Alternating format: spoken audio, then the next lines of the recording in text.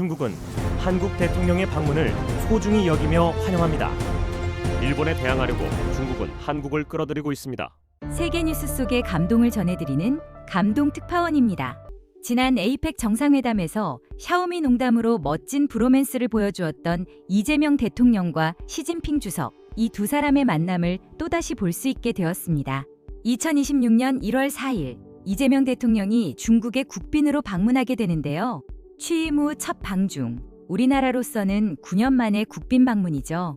이번 방중은 한중 모두에 있어서 2026년 첫 국빈 정상 외교 일정입니다. 한중 정상이 2개월 간격으로 상대국을 국빈 방문하고 새해 첫 정상 외교 일정을 함께 하는 것은 전례가 없는 일로서 한중 관계 발전에 새로운 장을 여는 계기가 될 것으로 기대됩니다. 이번 방문에도 역시 삼성, SK, 현대, LG 등 4대 그룹 총수를 포함한 200명 규모의 경제대표단이 동행합니다. 이런 기회를 절대 놓치지 않는 한국 대통령, 이번에도 경제적으로 큰 성과를 얻기를 기대해 볼 수 있지 않을까 하네요.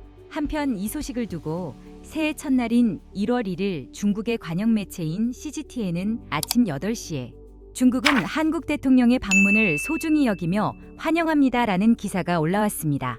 반면 같은 날 일본은 중국, 일본에 대항하는 공동전선 구축 위에 한국의 접근이라는 우려 섞인 기사를 보도했는데요. 같은 소식을 두고 반응이 극명하게 갈린 중국과 일본 외신의 반응. 중국은 환영 일색이고 일본 매체들은 긴장이 역력한 모습입니다. 중국 매체도 일본 산케이 신문 보도를 인용하면서 중국이 한국을 끌어들이려 한다고 해석하고 있기도 합니다. 오늘 영상에서는 이재명 대통령 방중을 둘러싼 중국과 일본 외신의 반응, 여러분께 자세하게 알려드리겠습니다. 먼저 중국 측 반응부터 살펴볼까요? 중국 관영 글로벌 타임스는 1월 1일자 기사에서 이재명 대통령 방중을 비교적 차분하게 다뤘습니다. 하지만 핵심 메시지는 분명했죠. 중국 외교부에 따르면 왕이 중국 외교부장은 수요일 조연 한국 외교부 장관의 요청으로 전화통화를 갖고 이 같은 입장을 밝혔다. 왕 부장은 중국 공산당 중앙위원회 정치국 위원이기도 하다. 왕 부장은 한중 관계가 양국 정상의 전략적 지도 아래 침체기를 벗어나 정상 궤도로 복귀했으며 현재 꾸준하고 긍정적인 발전 추세를 보이고 있다고 말했다. 또한 양국의 공동 노력으로 이재명 대통령의 이번 중국 방문이 한중 전략적 협력 동반자 관계의 새로운 발전을 촉진할 것으로 기대한다고 밝혔다. 왕 부장은 올해가 항일전쟁 승리 80주년임을 언급하며 일본 내 일부 정치 세력이 역사를 왜곡하고 침략과 식민주의 범죄를 미화하려는 시도에 맞서 한국이 역사와 국민의 책임 있는 태도를 유지할 것으로 믿는다고 말했다. 아울러 대만 문제와 관련해 하나의 중국 원칙을 고수하는 등 국제 정의를 수호할 것이라고 덧붙였다. 이에 대해 조현 외교부 장관은 이재명 대통령이 중국과의 협력을 매우 중요하게 생각하고 있으며 한중 전략적 협력 동반자 관계 발전에 확고한 의지를 갖고 있다고 밝혔다. 또한 한국은 이재명 대통령의 순조롭고 성공적인 중국 방문을 위해 중국과 긴밀히 협력할 용의가 있으며 하나의 중국 원칙에 대한 한국의 입장은 변함이 없다고 강조했다. 전략적 협력 동반자 관계의 발전, 양국 관계의 긍정적 역할, 이 표현, 중국 외교 문법에서는 사실 상당히 높은 평가입니다. 중국은 한국을 끌어당겨야 할 대상처럼 표현하지 않았어요. 그냥 이미 중요한 파트너라는 전제 위에서 이 방문을 다루고 있습니다. 여기서 흥미로운 점은 일본과 달리 톤이 차분한데 이미 든든한 파트너로 보고 있는 것으로 해석됩니다.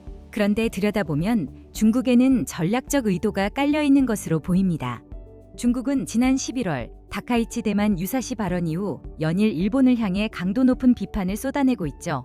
당시 중국 외교부 대변인이 일본이 군국주의 길을 다시 걸으면 중국 인민도 국제사회도 용납하지 않을 것이며 결국 실패로 끝날 것이다 라는 발언을 하기도 했는데요. 최근에도 비판은 계속되고 있습니다. 중국인민일보가 12월 26일에 낸 사설 제목을 보면 소멸되지 않는 일본 군국주의 망령의 경계를 상당히 강한 표현이죠. 게다가 이재명 대통령 방중 발표 이후 12월 31일 중국 왕이 외교부장이 한국 조현 외교부 장관과 통화를 했는데요. 왕이 외교부장은 일본의 일부 정치 세력이 전쟁 침략과 식민 통치 역사를 다시 쓰려하고 있다라고 말하며 한국에 이렇게 요구합니다. 한국은 이 역사에 기반한 입장을 취해야 하고 하나의 중국 원칙을 지켜야 한다.